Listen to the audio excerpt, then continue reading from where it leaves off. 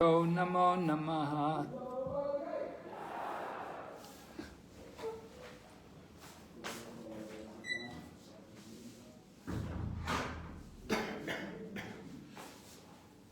Jai Shri Krishna Chaitanya Prabhu Nityananda Shri Advaita Gadadhar Shri Vasadi Gaur Bhakti Vedanta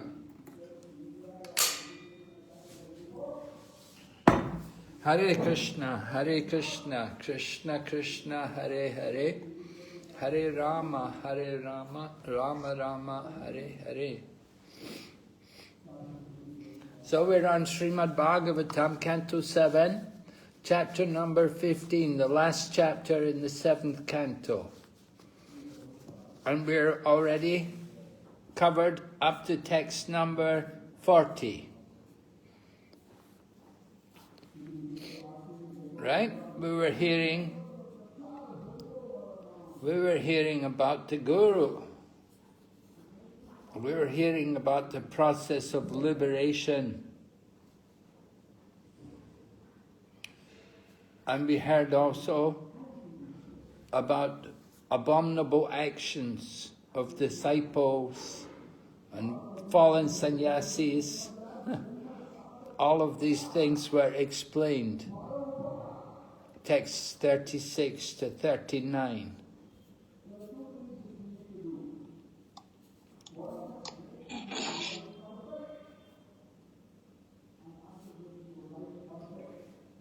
Okay, text 40 was describing the process of liberation for householders.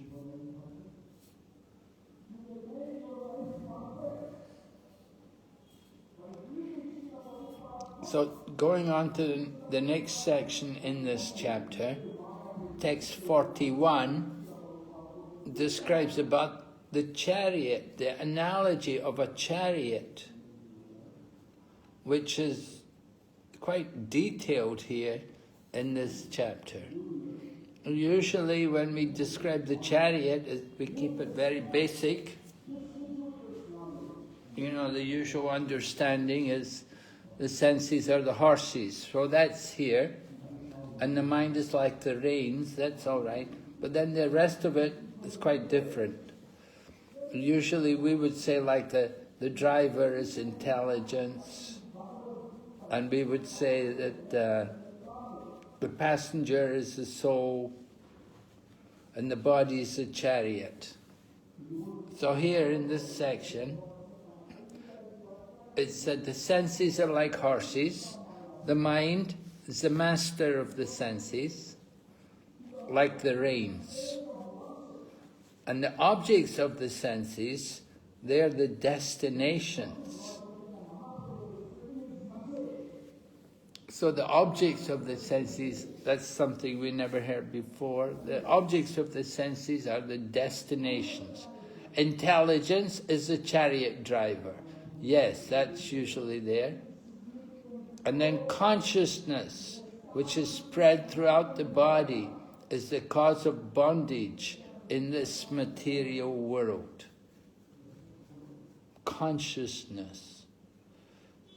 So that is the symptom of the soul. Consciousness is spread throughout the body. And in the example, here in this verse, consciousness is the cause of bondage in this material world.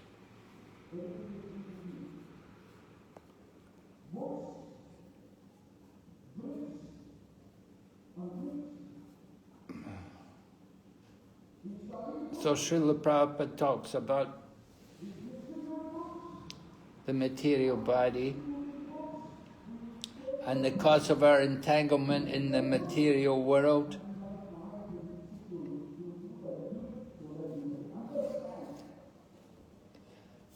The same body, the senses, the mind can be the cause of liberation. The soul is the occupant of the chariot. The soul, the passenger on the chariot, is the occupant. The driver is intelligence. The mind is the determination to reach the destination. So one can reach the destination. Destination, of course, is Lord Vishnu, Parampadam, this goal of life. So consciousness, because of consciousness, we're in bondage. But the same consciousness, when it becomes Krishna conscious, then we can go back to Godhead.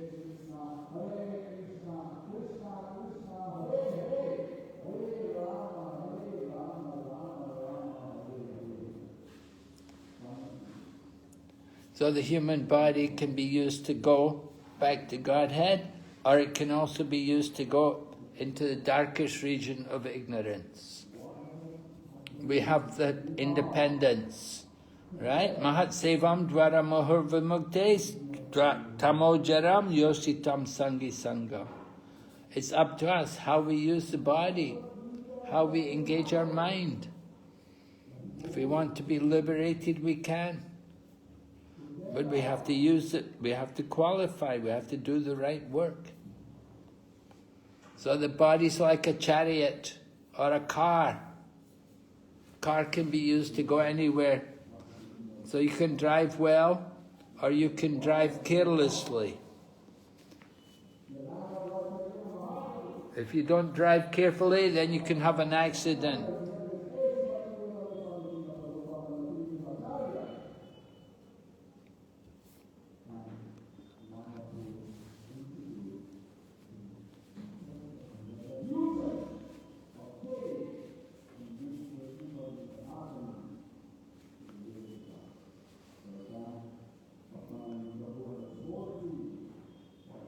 So Krishna gives us instruction how we can go back home, back to Godhead. But if we don't care to listen to instructions, then we'll stay in the material world. We have to hear carefully from Krishna and Krishna's devotees. We have to hear from the scriptures. Take lessons, then our life can become perfect. We have to overcome the bodily designations. Consciousness is the cause of bondage, and our consciousness can become purified by bhakti yoga. So material designations, they will keep us in bodily consciousness.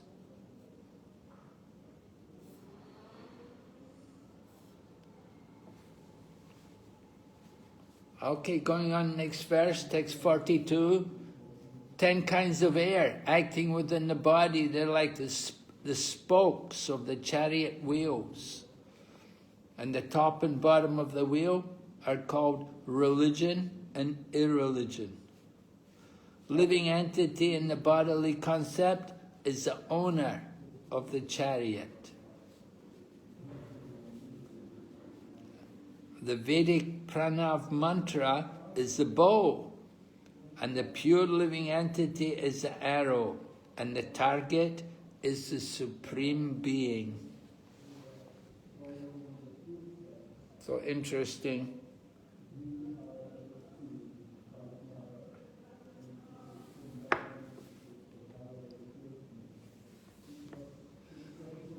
So Prabhupada in the purport explains these different items of the chariot.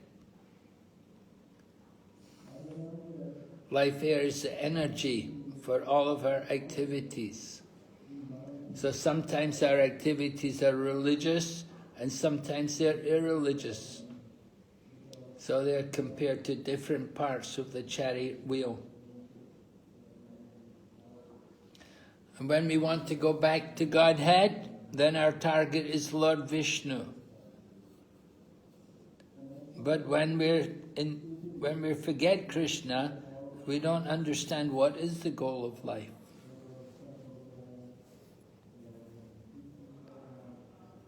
So the bodily concept of life is very strong.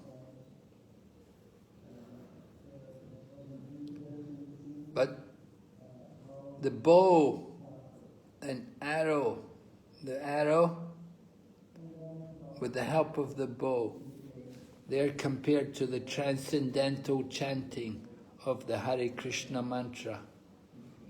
And they can bring us towards the Supreme Lord.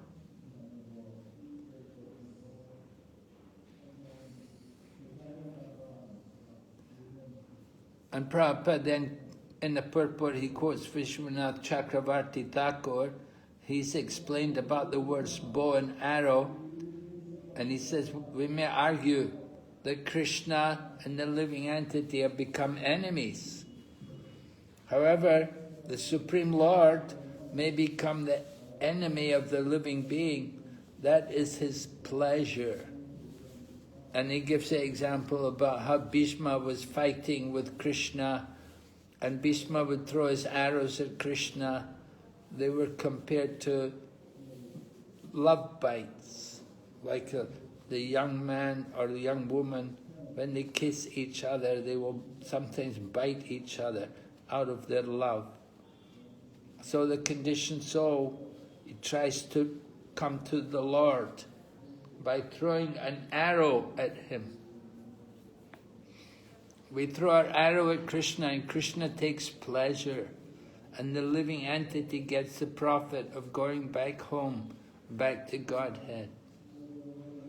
Just like Arjuna pierced the fish to win the hand of Draupadi in the archery contest. He pierced the Adara Mina, the fish within the chakra, and he won Draupadi. So in the same way, the arrow of chanting the holy name, we can pierce Lord Vishnu's lotus feet. By performing devotional service, we get the benefit of going back home, back to Godhead. So that's the significance of the bow and the arrow. Then 43, 44 talks about different conceptions of life, which are influenced by the different modes of nature, some often passion and ignorance, sometimes we'll be in the mode of goodness, but that's also pollution. To do good or to do bad, both things are not good. In Krishna consciousness, we have to understand we have to do everything for Krishna. It's not just doing something good or something bad, but do it for Krishna. The goal of life is to go back to Godhead. So we don't want to be caught up in the modes of nature, the tamagun, the rajagun, or even the sattvagun. Trying to be a good man will also keep you in the material world. You have to become very powerful, conquer the enemies. Don't be attached to being a good man or a bad man in this material world. Goodness and badness are all the same. They are just influenced by the three modes.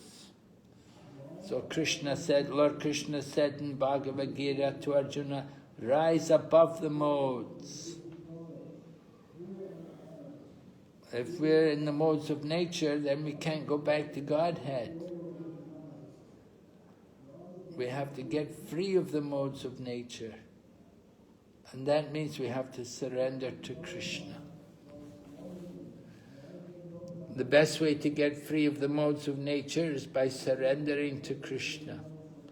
Then get the mercy of Krishna and the Guru. Then our life is successful. Prabhupada said one must be very bold so that he can conquer these enemies of Krishna consciousness.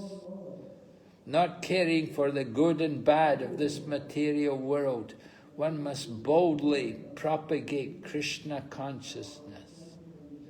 Right? The different things we have to conquer, the passion and the ignorance, the attachment, hostility, greed, lamentation, illusion, fear, madness, false prestige, insults, fault-finding, deception, envy, intolerance, passion, bewilderment, hunger, and sleep. All of these different things, these are all the enemies. We want to conquer over these things, We want to come out of the modes of nature, to come up to the transcendental platform. Right? We want to get free of this material energy. So go ahead to text 45.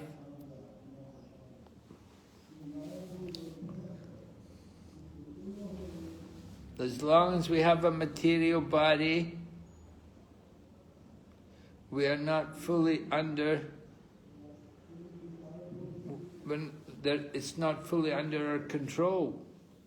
We have to have the lotus feet of the devotees.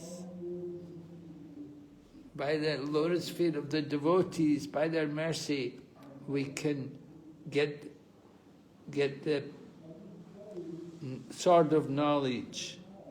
And with that power of knowledge, we can conquer the enemies which were mentioned. We should be able to put our own transcendental bliss. We should be able to merge into the Lord's own transcendental bliss and give up the body and to awaken our spiritual identity.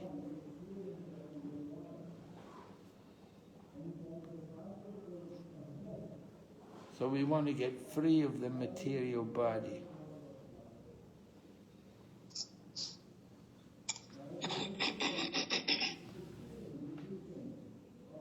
Srimad Bhagavatam. Human body. In the Srimad Bhagavatam, another example is given about the bodies compared to a boat, right? In text 46, the body is compared to a chariot. But here, in this text 45, the body is compared to a boat. And then the captain of the boat, of course, is the spiritual teacher. And the favorable breezes are the instructions of Krishna, or the scriptures. And the body, the human body, is the boat, the most valuable boat. So we have to use all these facilities, the captain, the breeze, and the boat, use all these things to cross over the ocean of nations. In order to do that, we have to serve the spiritual master very nicely. We have to get his mercy. By the mercy of the Guru, we get the mercy of Lord Krishna.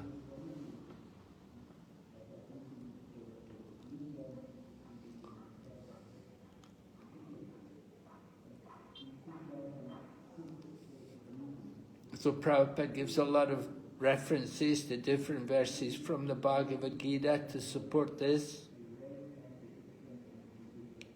to show that we can cross over this ocean of material existence by taking the shelter of the lotus feet of a spiritual master.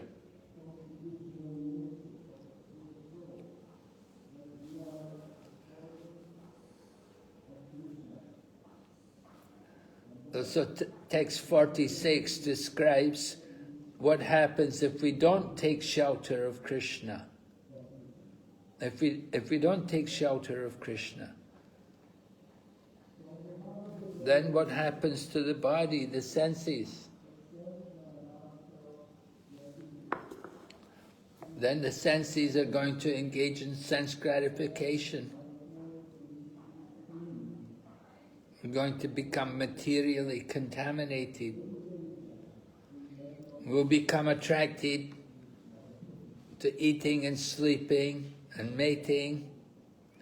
In other words, the horses and the chariot driver are going to be thrown into the dark well of material existence.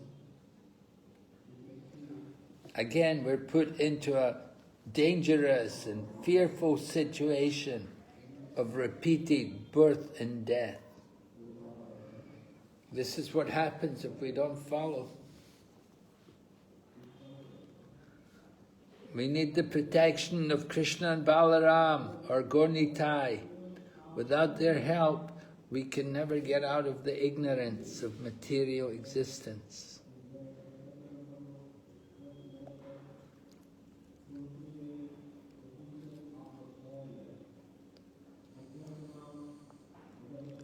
Okay, going ahead, text 47 describes about two kinds of activities, pavriti and nivriti.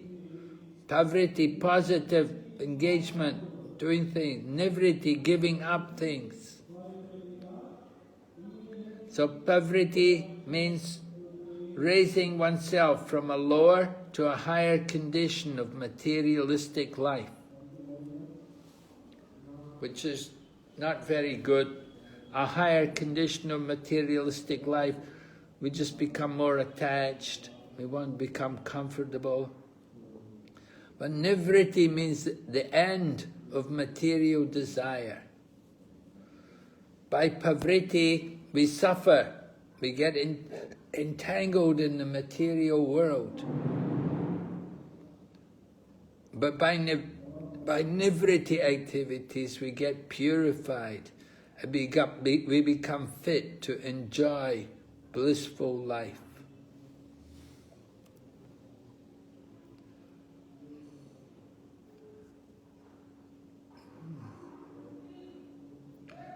So in the Bhagavad Gita, Lord Krishna also talks about pavriti cha, nivriti cha, janana vidura suraha. What should be done and what should not be done. Right? Prabhupada talks about nonsense. He said, no nonsense. No meat, no fish, no egg, no intoxication, no gambling, no illicit sex. These are all nivriti. Don't do this. But pavriti, chant the holy name. Do that. Chant the holy name. Read the scriptures. Do that. These activities are encouraged.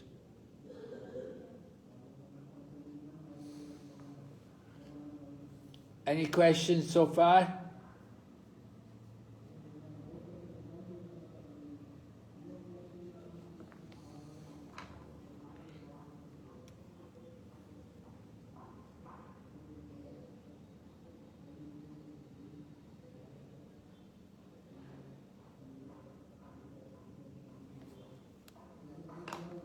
Paraseva Prabhu, any questions?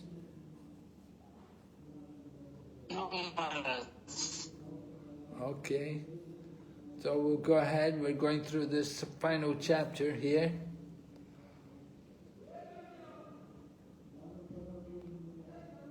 Text 40, 48, 49, speaking about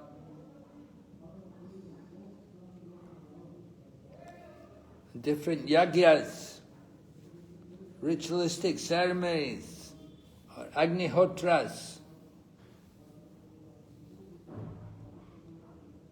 Usually often they do things like kill animals, or they burn valuable things, they put grains in the fire.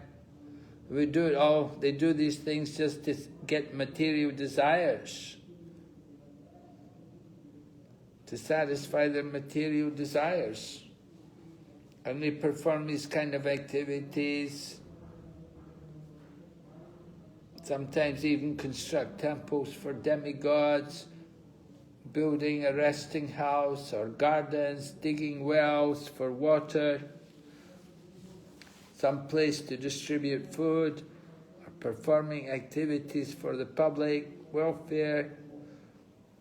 These are all symptomized by attachment to material desires. People are attached to material desires, so they do all of these things. So Narada Muni is speaking to Maharaj Yudhisthira.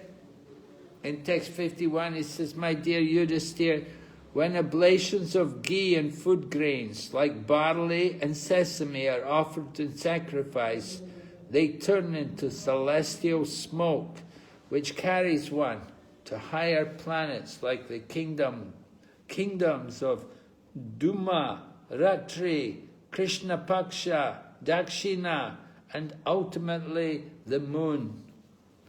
Then, however, the performers of sacrifice descend again to earth to become herbs, creepers, vegetables, and food grains. These are eaten by different living entities and turned to semen, which is injected into female bodies. Thus one takes birth again and again. So this verse is describing what happens to the conditioned soul in the material world, how they're taking birth again and again. They may be elevated up to higher planets for some time, and it says that they're turned into smoke, and the smoke carries them to higher planets, different kingdoms, and higher up in the universe. But then again, they have to come down. They become plants or vegetables. And then they get eaten by different living entities. And then they turn to semen, which is put into the female body, and you get another material body again. And there's no guarantee it will be a human body. It can be an animal body. So like this, living entities are staying in the material world, and they're going up and coming down, going up to higher planets, and they come down. Right? You may go up and become a Brahma, or you may become one of the four Kumaras, or you become some sage up there in the higher planets. And then you have to come back down, and you have to be naked, you have to take part in some activities.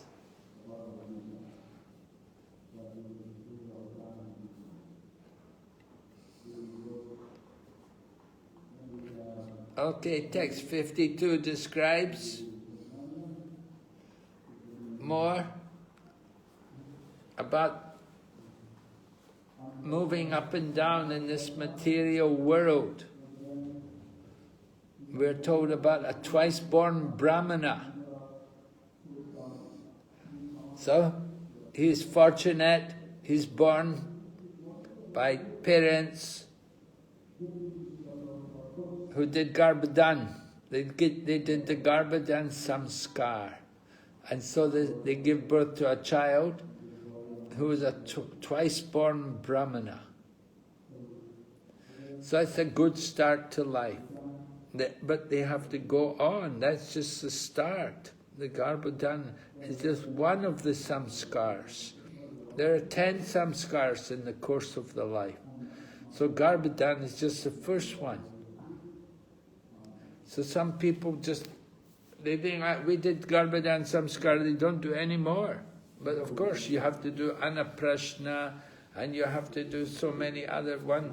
When the child goes for education, you have one. When the child gets Gayatri Mantra, you have one. When the child gets married, you have one. So all of these different rituals, they help to purify the living entity for higher purposes, so that they can go on to become self-realized. Like there's a marriage is also a samskar, and then finally the funeral ceremony. So Brahmanas, they should not be interested in materialistic activities. And they will offer sacrifices in full knowledge into the working senses, which are illuminated by the fire of knowledge. So Brahmanas are supposed to be theists, they're supposed to believe in God, and they're supposed to be training, should want to acquire perfect spiritual knowledge so that they can go back to Godhead.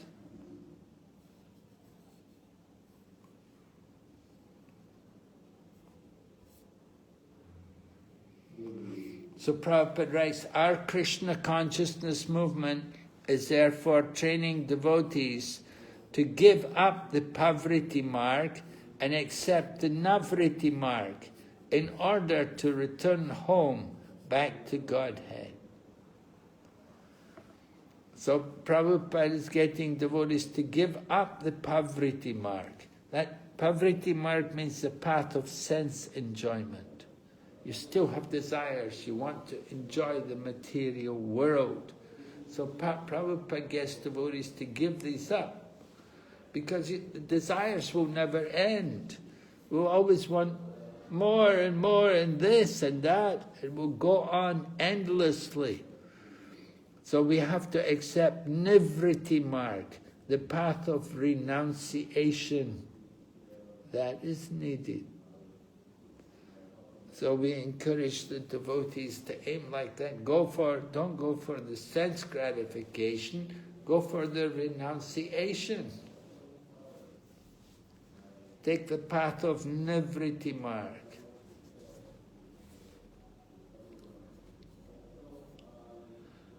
Prabhupada writes, a Krishna conscious person can understand that performing yajna according to karmakanda system is a useless waste of time, and that merely giving up karmakanda and accepting the process of speculation is also useless. So Prabhupada is explaining, you see, that the only useful thing actually is Krishna consciousness. You should study the Krishna conscious literature. Don't get into the karma kandi section on all these things of rituals. Don't waste your time. Just focus on Krishna so that you can go back to Godhead.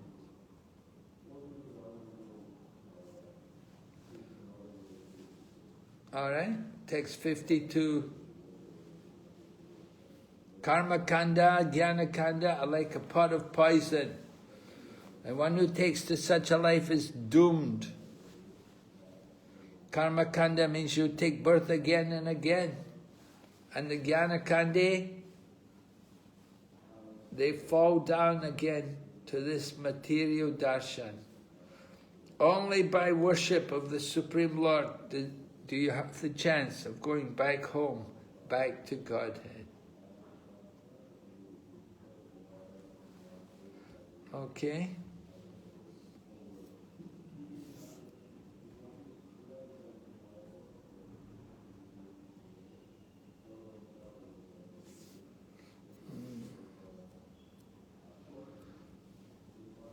Okay, next text. The mind is always agitated by waves of acceptance and rejection. Sometimes we want this, sometimes we don't want this. So this is the business of the senses. Senses are meant to be controlled by the mind. And they should be offered into one's words. One's words should be offered into the sacrificial fire.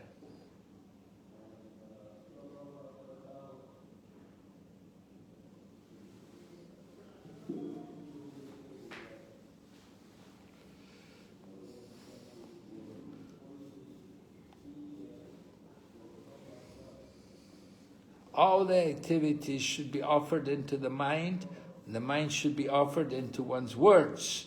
One's words should be offered into the aggregate of all alphabets, and that should be offered into the concise form Omkara. Omkara should be offered into the point Bindu. Bindu should be offered into the vibration of sound, and that vibration of sound into the life air. Then the living entity, who is all that remains, should be placed in Brahman, the Supreme. This is the process of sacrifice.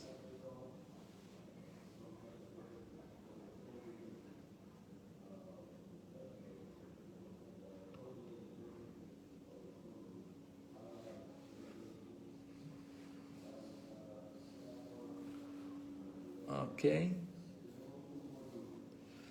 So dealing with the mind is always agitated. I want this, I don't want that, I like this, I don't like that.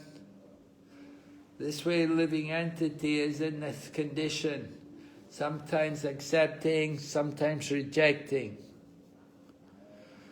By the influence of Maya, we get carried away into these two things.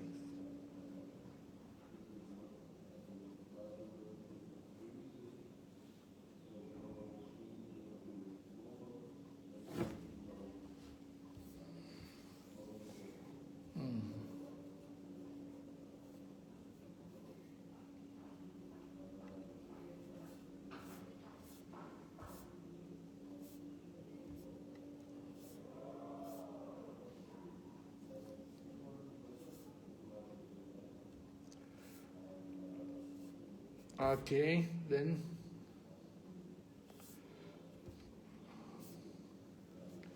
text 54.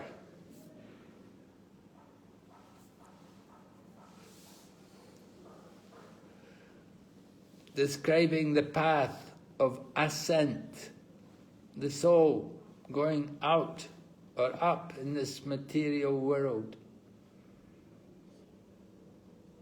The living entity enters the different worlds of fire, the sun, the day, the end of the day, the bright fortnight, the full moon, and the passing of the sun in the north, along with their presiding demigods. So when he enters Brahmaloka, he enjoys life for many millions of years. Finally, his material designations come to an end. He then comes to a subtle designation.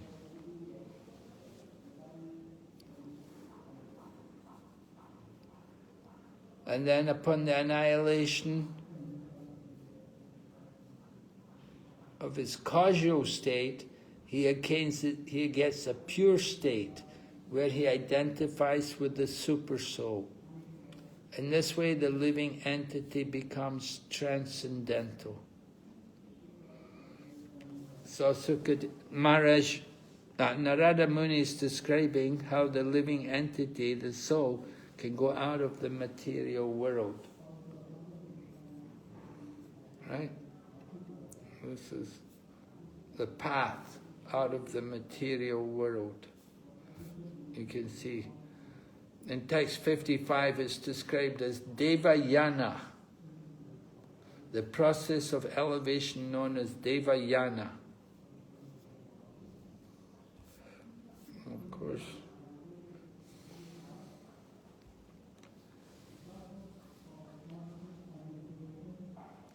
he enters Brahmaloka, can enjoy a life of millions of years, and finally his material destination comes to an end. Then he comes to a subtle designation.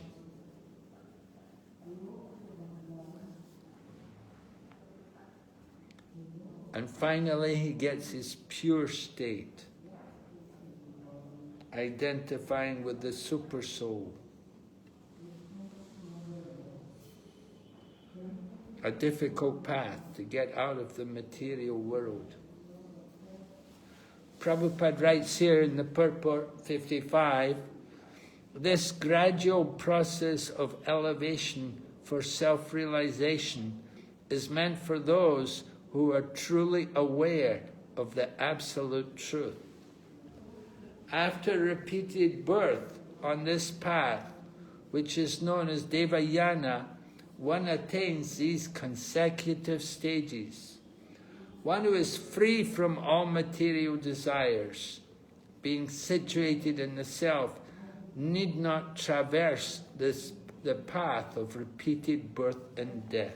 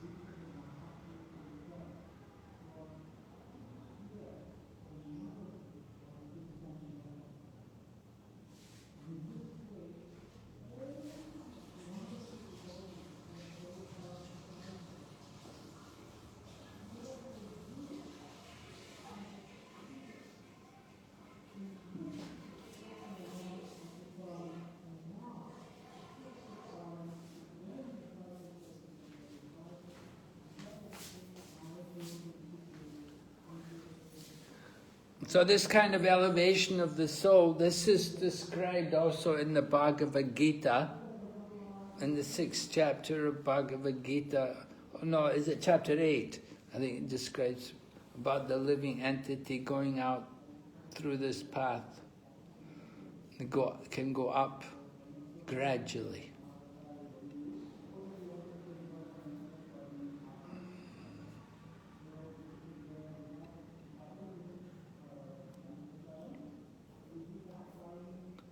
Right? If we're free of material desires, all material desires, we're situated in the self, then we don't need to traverse this path of repeated birth and death.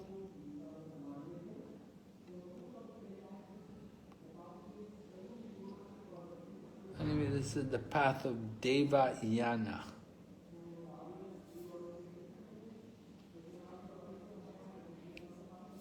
Text 56 says, even though situated in a material body, one who is fully aware of the paths known as Pitriyana and Devayana, and who thus opens his eyes in terms of Vedic knowledge, is never bewildered in this material world. So Pitriyana, the planets of the forefathers, and Devayana,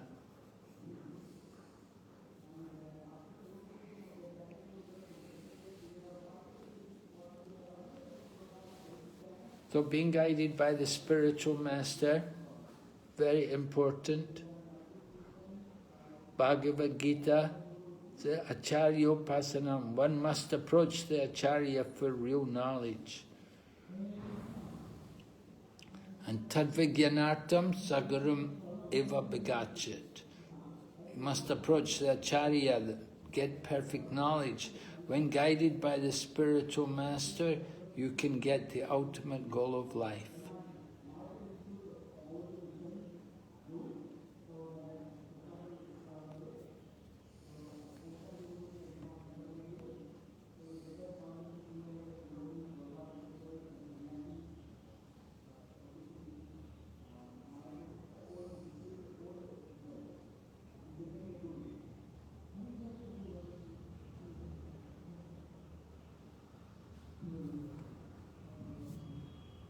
Then text 57.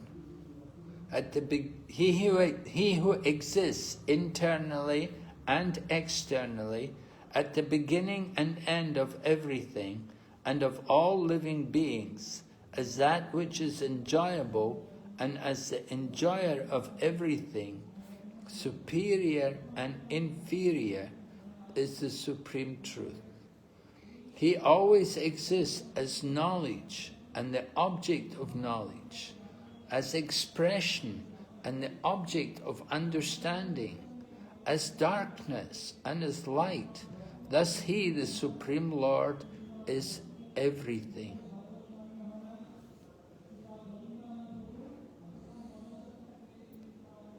So Prabhupada's purport is interesting. He says here, the Vedic aphorism, Sarvam Kalvidam Brahma, is explained. It's also explained in the Chaturshloki Bhagavatam. Aham eva sameva gre. The Supreme Lord existed in the beginning. He exists after the creation and maintains everything. And after destruction, everything merges in him. As stated in Bhagavad Gita, Prakritim Yanti Mamikam. Thus the Supreme Lord is actually everything. In the conditioned state, we are bewildered in our understanding. But in the perfect stage of liberation, we can understand that Krishna is the cause of everything. So then Prabhupada quotes Brahma Samhita, how Krishna is the supreme controller. This is the perfection of knowledge, that the Supreme Lord is everything.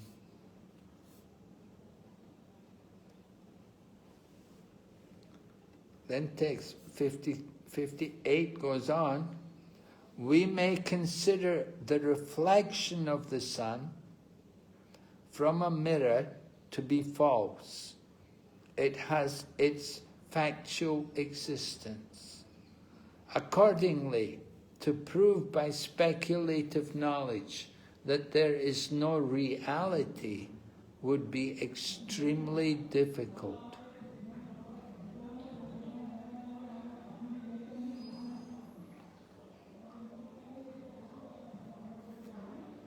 Right? So this is a esoteric verse. You may consider the reflection of the sun from a mirror to be false. It has its fact, but that doesn't mean the sun does not exist. The reflection may be false, but the sun exists. In the same way, to prove by speculative knowledge that there is no reality would be extremely difficult. So, Srila Prabhupada's purport, the impersonalists try to prove that the varieties in the vision of the empiric philosopher are false.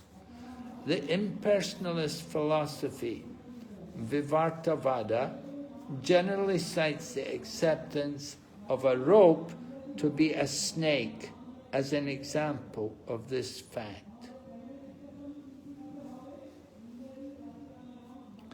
Right? So the Mayavadi philosophy, Vivartavada, and the example they give, the rope, people say, oh, it's a snake, and we become afraid of it.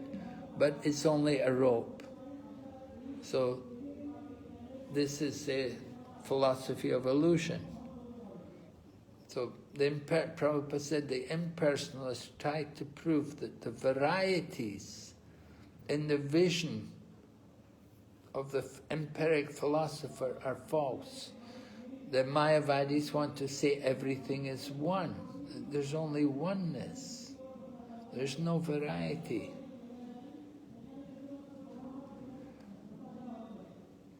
So, just as a rope seen to be a snake is false.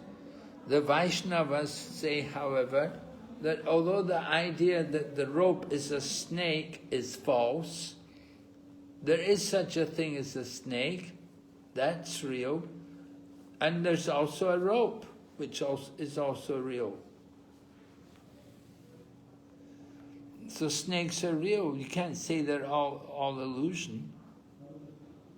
The representation of the rope as a snake is false. That's illusion. To say that the rope is a snake, that is false. But it doesn't mean that the snake is not real. There can be snakes. We know there are snakes in the world. Similarly, in the same way, this world, which is full of varieties, is not false.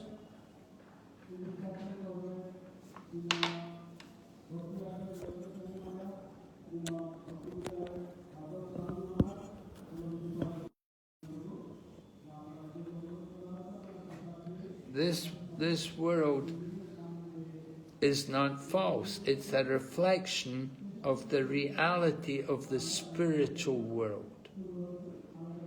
Mayavadis like to say this world is false, only the Brahman is truth. But the Vaishnava philosophy is that the world is real, but it's temporary. So the reflection of the sun from a mirror is nothing but light within darkness. So it's not exactly sunlight. Without the sunlight, the reflection would be impossible. In the same way, the varieties in this world would be impossible unless there were a real prototype in the spiritual world. There has to be the real object in order for something else the reflection to be there. So the Mayavadi philosophers, they cannot understand this. But a real philosopher must be convinced that light is not possible at all without a background of sunlight. So the jugglery of words used by the Mayavadi philosophers to prove that this material world is false may amaze inexperienced children. But a man with full knowledge knows perfectly well there cannot be any existence without Krishna.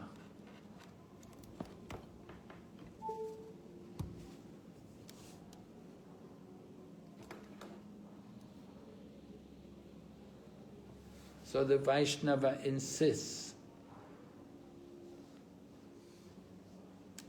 that we have to accept Krishna.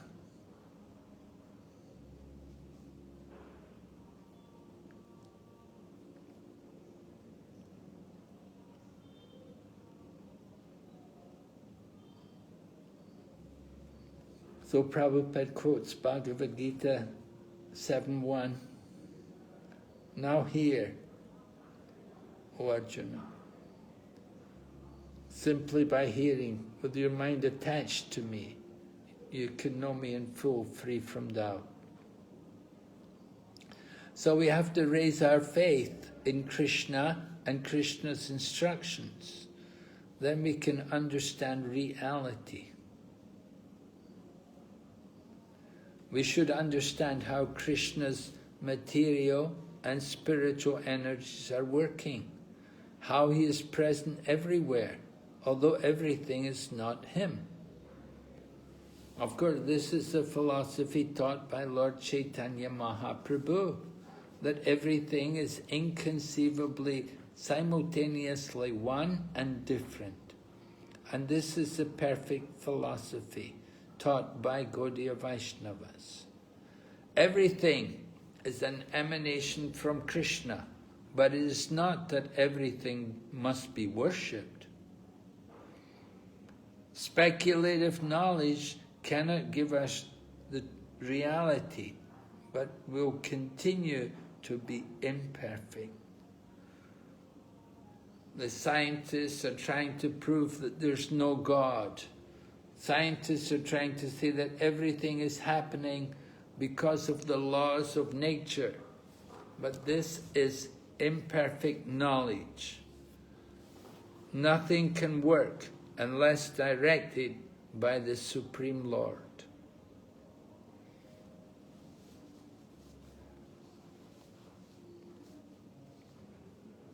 Krishna explains this in Bhagavad Gita, of course. Behind everything is Krishna. And Madhvacharya also says the background of everything is the Supreme Lord Vasudeva. Vasudeva Sarvamiti Samahatma Sudurlabha. This can be understood by a Mahatma who is perfect in knowledge. Such Mahatmas are rarely seen. Very rare in this Kali Yuga. It's very rare to get pure devotees. Very difficult. So, this is an important example, common example often given, this Vivartivada, this idea that the rope is a snake, and so because we think it's a snake, we're afraid of it. So the same way, people are afraid of the material world. They're afraid of the material energy. They think, oh, it's all Maya, it's all... But we can make it all spiritual. If we use it in the right consciousness, the devotee sees everywhere Krishna. He sees the opportunity for Krishna's service. So he doesn't worry about material energy. He just thinks, let me serve Krishna, let me do some service for Krishna. We're not afraid of money. We take money and use it for Krishna's service, to build big temples.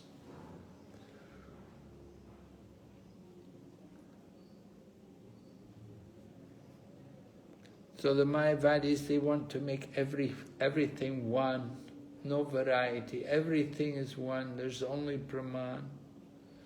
But we don't agree. We say there's oneness, but there's also difference. The living entity and the Lord are one and different. The Lord is the Param Brahman, and we are tiny sparks of the Brahman. Okay, text 59. In this world there are 5 elements: earth, water, fire, air, ether. But the body is not a reflection of them, nor a combination or transformation of them. The body and its ingredients are not distinct or amalgamated. All such theories are insubstantial.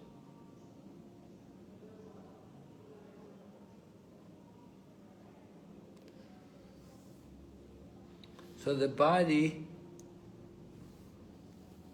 is being described that it's not a reflection of the elements. It's not a combination.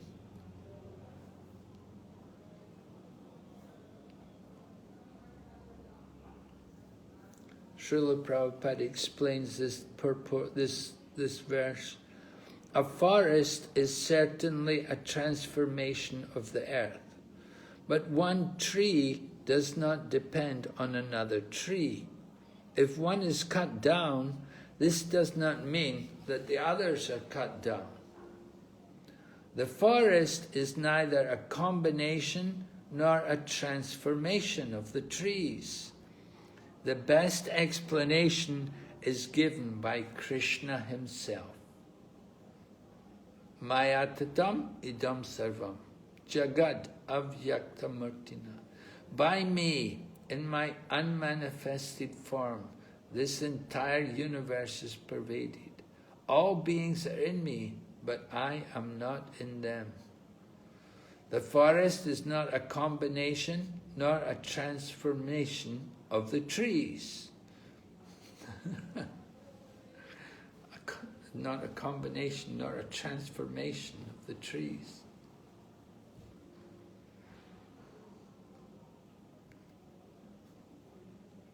So Krishna has many different energies. Parasya Shakti Vividaiva Shruyate. So different energies are working in different ways. The energies are existing, and Krishna is also existing at the same time, because everything is his energy. So he is one with everything, and at the same time he's different from everything. So we make different speculative theories. We try to understand the soul. We say the Atma, the living force, that it's a combination of matter. That matter is a transformation of the soul. Or that the body is part of the soul. Of course it's not. All the Lord's energies are simultaneously existing. We have to understand that the Supreme Lord, although he is everything, he is not present in everything. Yeah, he's everywhere, but at the same time he's not present in everything. So Krishna must be worshipped in his original form as Krishna. He can also show himself in any one of his different energies.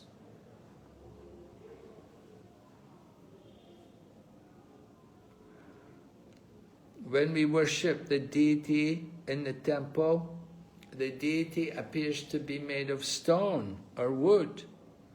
But because the Lord does not have a material body, he is not stone or wood. But stone and wood are not different from him. So by worshipping stone and wood, we get no result.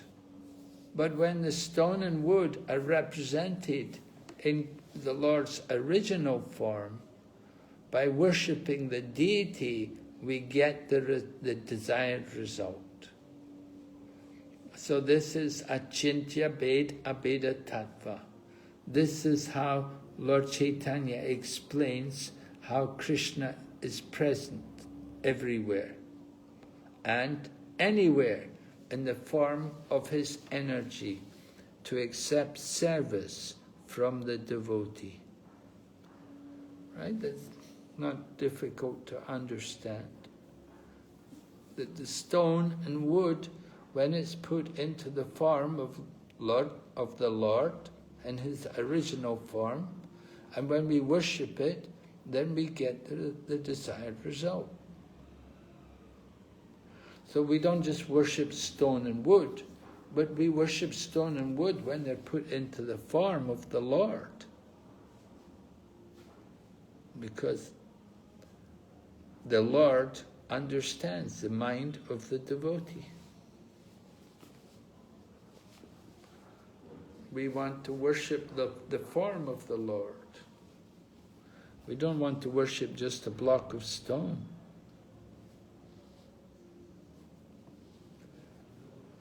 All right, text number 60.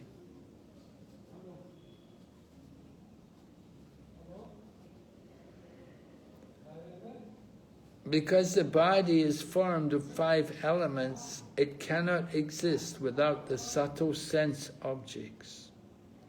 Therefore, since the body is false, the sense objects are also naturally free or temporary.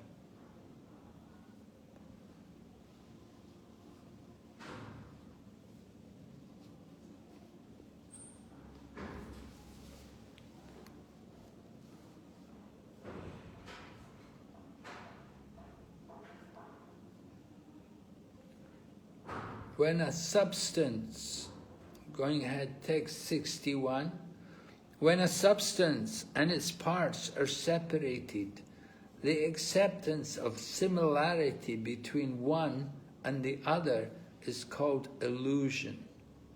While dreaming, one creates a separation between the existences called wakefulness and sleep. It is in such a state of mind that the regulative principles of the scriptures, consisting of injunctions and prohibitions, are recommended.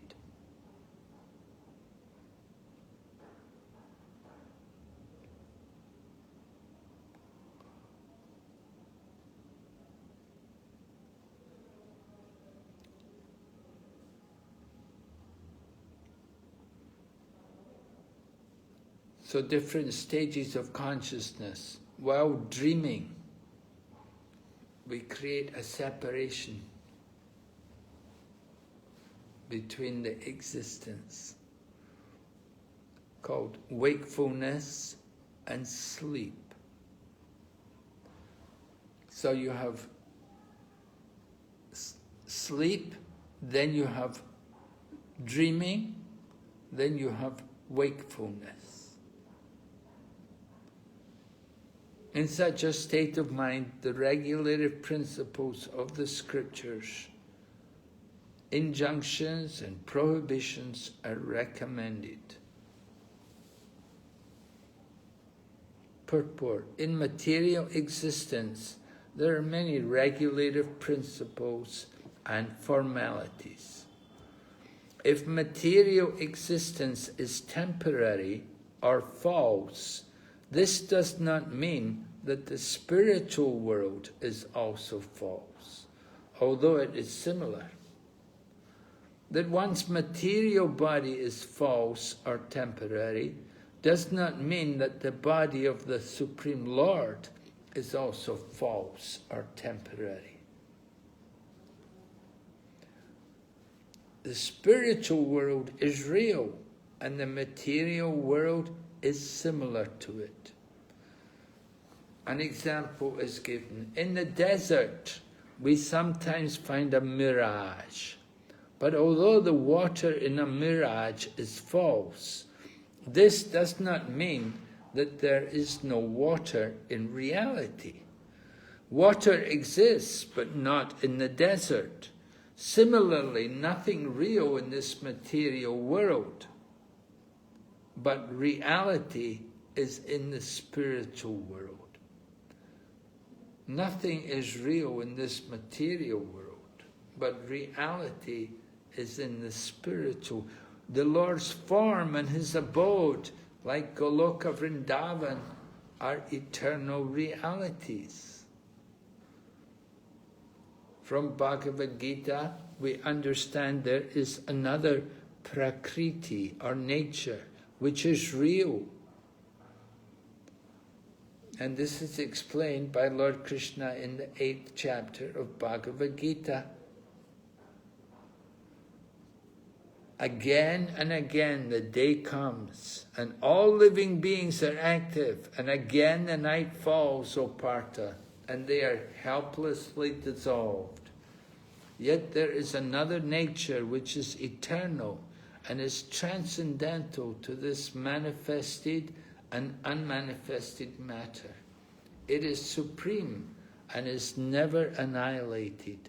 When all in this world is annihilated, that part remains as it is. That supreme abode is called unmanifested and infallible, and it is the supreme destination. When one goes there, he never comes back. That is my supreme abode. The material world is a reflection of the spiritual world. The material world is temporary or false, but the spiritual world is an eternal reality. So we are hearing about the spiritual world as it's described in the Bhagavad Gita. There's only 2 places in Bhagavad Gita where the spiritual world is described, briefly. But you can read more about the spiritual world in Srimad Bhagavatam. In the Srimad Bhagavatam you can read descriptions of the kingdom of God. That's in 3rd canto. So the supreme abode is described as unmanifested and it's infallible. And one who goes there never comes back.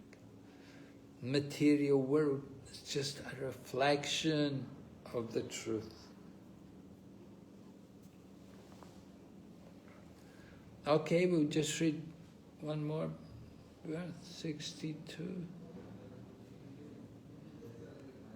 After considering the oneness of existence, activity, and paraphernalia, and after realizing the self to be different from all actions and reactions, the mental speculator, or Muni, according to his own realization, gives up the 3 states of wakefulness, dreaming, and sleep. So the 3 words, Bhav Advaita, Kriya Dvaita, and Dravya Dvaita, are explained in the following verses. However, one has to give up all the non-duality of philosophical life in the material world and come to the actual life of reality in the spiritual world in order to attain perfection. We have to give up that illusory life in the material world, and we have to come to the real life, the actual life in the spiritual world. When one understands that result and cause are one, and that duality is ultimately unreal, like the idea that the threads of a cloth are different from the cloth itself, one reaches the conception of oneness called Bhav Advaita.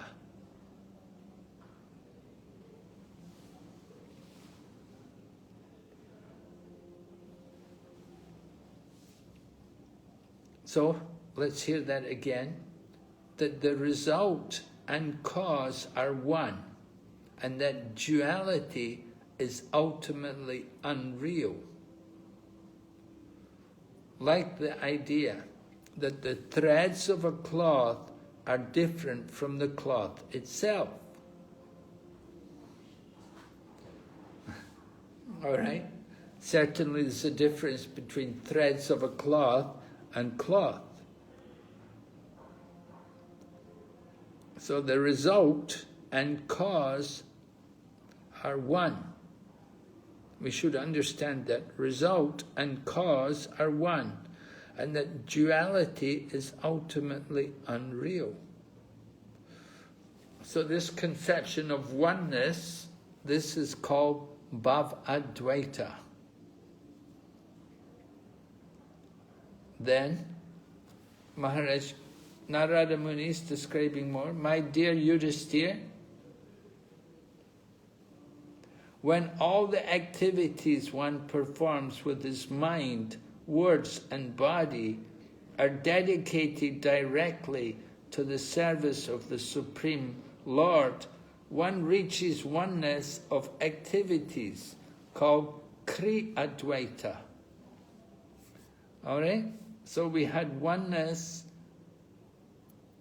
the conception of oneness there in Bhavadvaita. Now here we have the conception of oneness in activities. This is called Kriya Advaita. All the activities with our body, mind and words are dedicated to the service of the Lord. Then one reaches oneness of activities.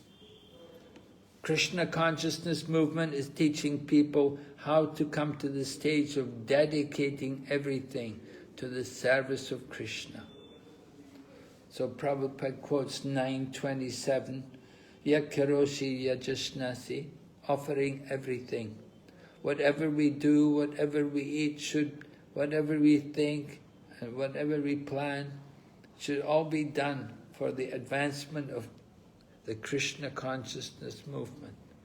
This is oneness. There's no difference between chanting for Krishna and working for Krishna. They're all one, but we must be guided by the spiritual master about this oneness. We should not manufacture our own oneness. So that's Kriya Dvaita. And then, when the ultimate goal and interests of oneself, one's wife, one's children, one's relatives, and all other embodied living beings is one, this is called Dravya Dvaita, or oneness of interest. The actual interest of all living entities. Indeed, the goal of life is to return home, back to Godhead. This is the interest of one's own self, wife, children, disciples, one's friends, relatives, countrymen, and all humanity. The Krishna consciousness movement can give directions for management by which everyone can partake in Krishna conscious activities and reach the ultimate goal, Swarta Gatim. This objective of everyone's interest is Vishnu, but people do not know this. They're making plans to fulfill so many interests in life. Krishna consciousness movement's trying to bring everyone to the highest interest. The process may be different, but the aim is one.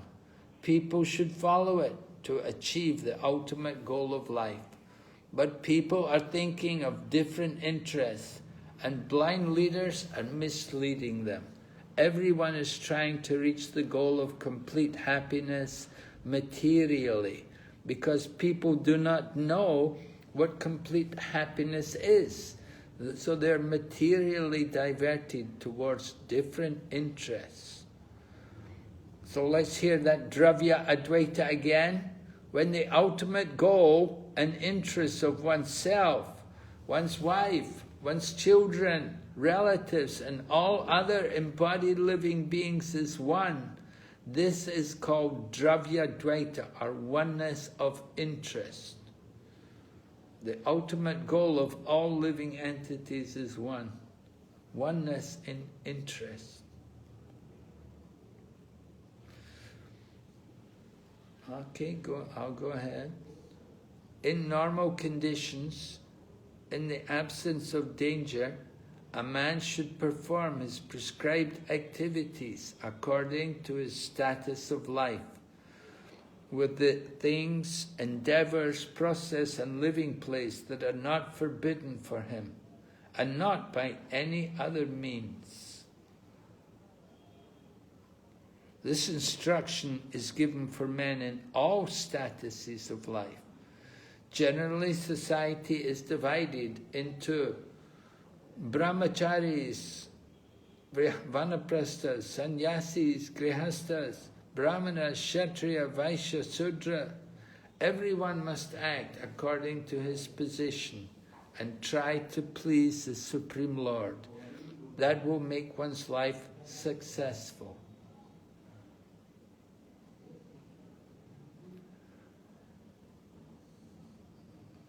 Right? So the importance of prescribed duty.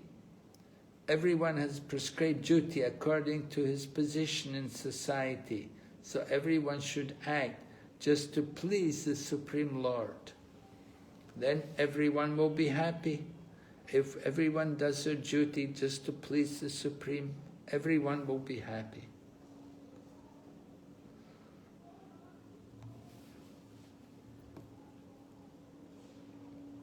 So this is all about occupational duties. One should perform his duty according to these instructions, as well as other instructions given in the Vedas, just to remain a devotee of Krishna. Thus, even while at home, one will be able to reach the destination. Goal of life is Krishna, therefore, by Vedic principles or by materialistic activities, if one tries to reach Krishna, that is the perfection of life. Krishna should be the target. Everyone should try to reach Krishna from any position. Krishna accepts service from anyone. Everyone, women, children, Vaishya, Sudra, they can all approach the supreme destination.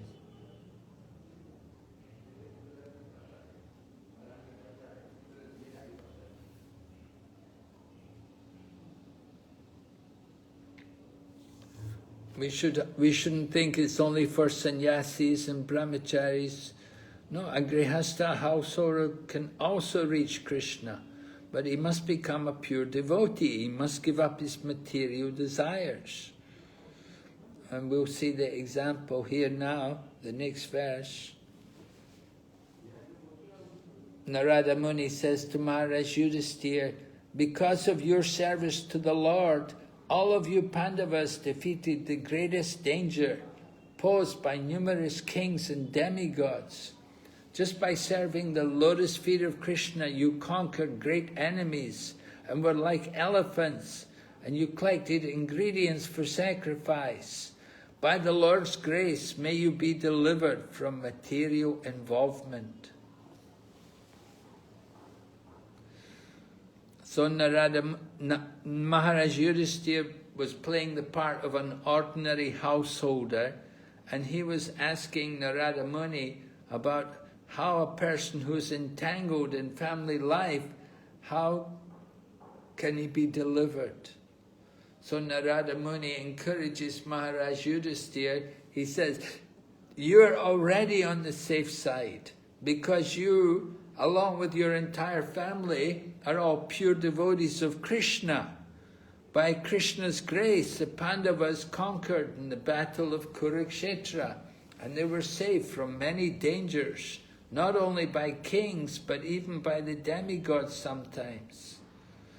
So they're a practical example of how to live in security and safety by the grace of Krishna. Everyone should follow the example of the Pandavas. They showed us how to be saved by the grace of Krishna. Our Krishna consciousness movement is intended to teach how everyone can live peacefully in this material world, and at the end of life, return home back to Godhead. In the material world, there's always dangers at every step. But if we take shelter of Krishna without hesitation and stay under the shelter of Krishna, he can easily cross the ocean of nations. To the devotee, this ocean of nations becomes like a puddle of water in the hoofprint of a calf. A pure devotee, without embarrassing himself by trying for elevation in so many ways, he stays in the safest position as a servant of Krishna, and thus his life is eternally safe without a doubt. It's a very important point Prabhupada's making, that just instead of making a fool out of ourselves, trying to do something very difficult, if we just remain a servant of Krishna, then our life will be useful. So now Narada Muni is going to reveal something about his own life. He said long ago, in another Mahakalpa, a different millennium of Brahma, he said, I was a Gandharva known as Upabarhan, and I was very respected by the other Gandharvas. So Narada Muni previously was he was in Gandharva Loka, and he's going to tell about his fall down. In Gandharva Loka, the people are very beautiful and they're all expert in singing. But Narada Muni fell down from there, he became a Sudra. Even though cursed by the Prajapatis to become a Sudra, in his next life after that, he became the son of Lord Brahma.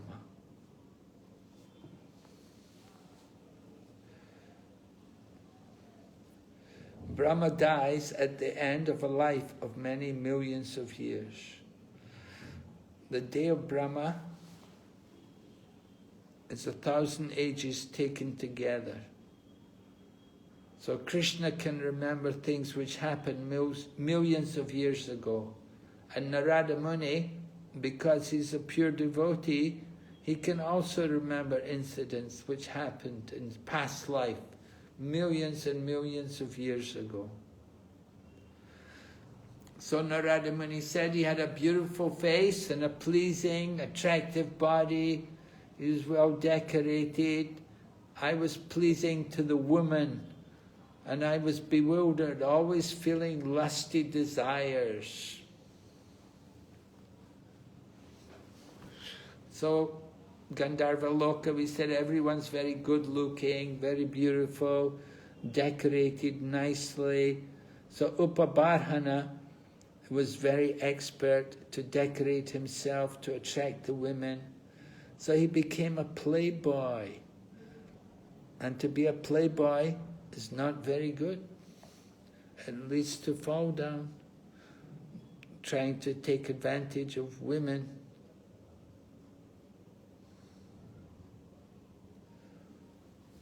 So Prabhupada explains it's better for the man not to mix with women.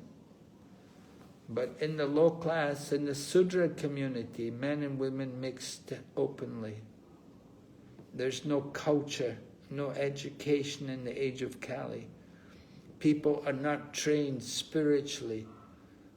Everyone is therefore considered a Sudra.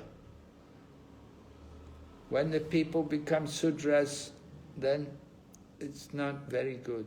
They manufacture their own way of life, and they become more and more unfortunate.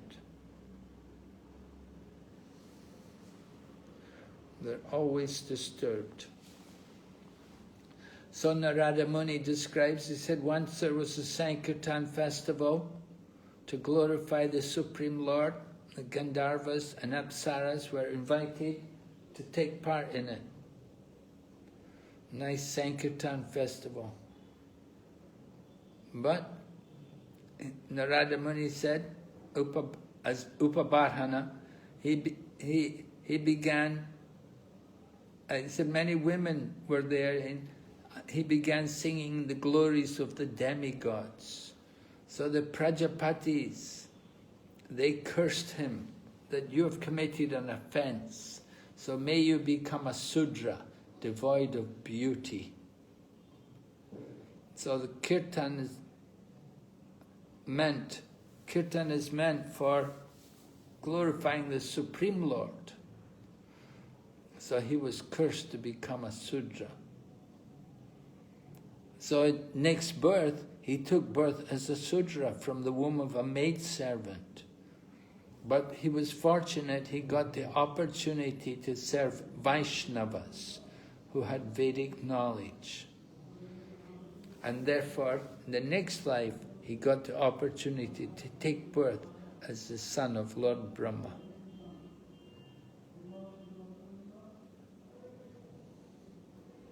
So he was lucky. So the chanting of the holy name is so powerful. By this chanting, even grihastas can easily get the ultimate result, just like people in the renounced order. So in this way, Narada Muni has explained to Maharaj Yudhisthira about this teaching. He's telling the Pandavas, you're very fortunate that you're all great saints, you can purify the planets. So Krishna is living confidentially with you in your house, just like your brother. You're so fortunate. The Supreme Lord has come and He's living with you. He's acting as your best well-wisher, your friend, your cousin, your worshipable director and your spiritual master.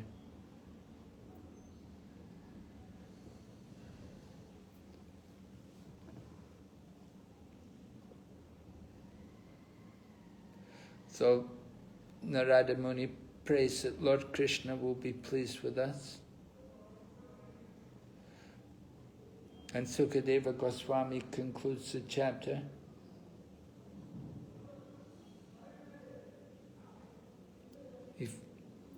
He describes how Maharaj Yudhisthira learned everything from Narada Muni, and he felt great pleasure, he felt great ecstasy, and he began to worship Lord Krishna.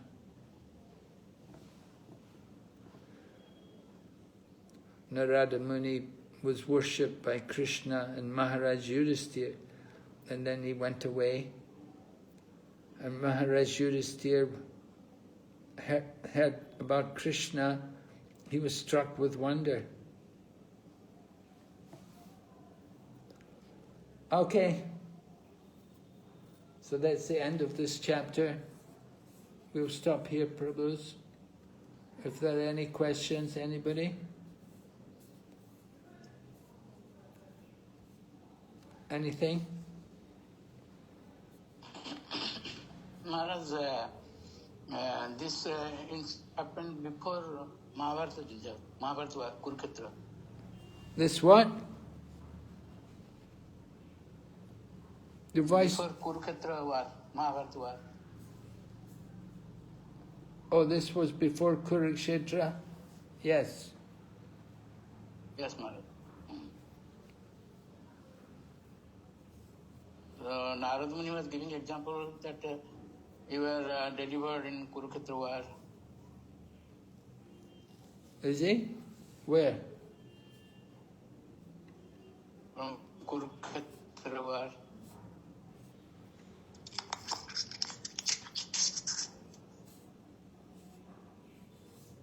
Where did he say that?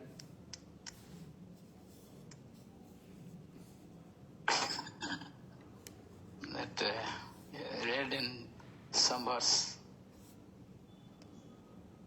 I didn't see it anywhere.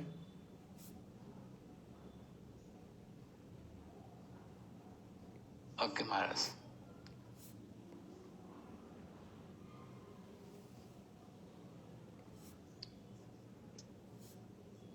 Thank you, Maharaj.